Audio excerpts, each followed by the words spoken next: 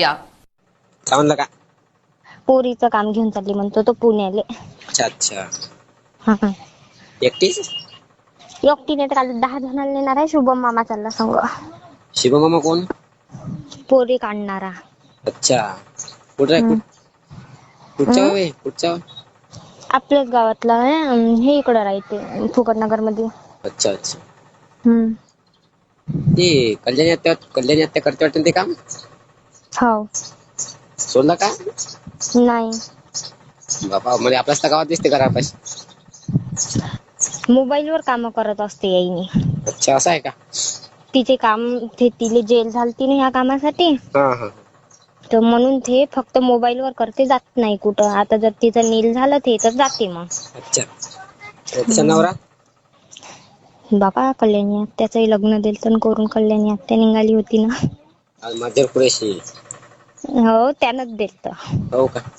मग ते खतरनाक काम आहे. तो बी करते का काम तसे? कोण? मध्यर कुरेशी. नाही हो, ते मजरही करते. मला वाटलं नाही. पैसा किती भेटते मग, पण बदलवायला लागते. तुला काय वाटतं चांगलं काम आहे? नाही मला चांगलं नाही वाटत बा. सांगत हाव पैसा भेटते पण बदलवायला लागते. अच्छा अच्छा. हम्म. तिघं चौघच आहे का बघते म्हणजे पोरी विकते ना काढते?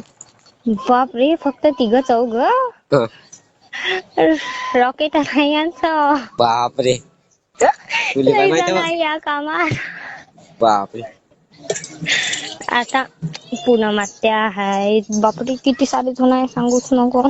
मेन कोण आहे मग समजा? याच्यात मेन कोणीच नाही, सगळेच जण मेन आहे काम लावणारे. अच्छा. हे इकडून पोरगी म्हणजे आता समजा माझी आईची पोरगी होईते. हा पूनम आत्यानं कल्याणी आत्यानं काम लावलं. हा हा.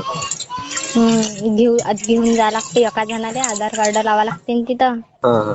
नकली आधार कार्ड माझ्या मम्मीच आहे. हा. हे इम्पॉर्टंट गोष्ट होय का? मी सांगतच आहो मस्त. ठीक. हम्म. सांग ना मग. मी तू सांगतो नाही ना. अरे मग सांगतो ना तुला मी.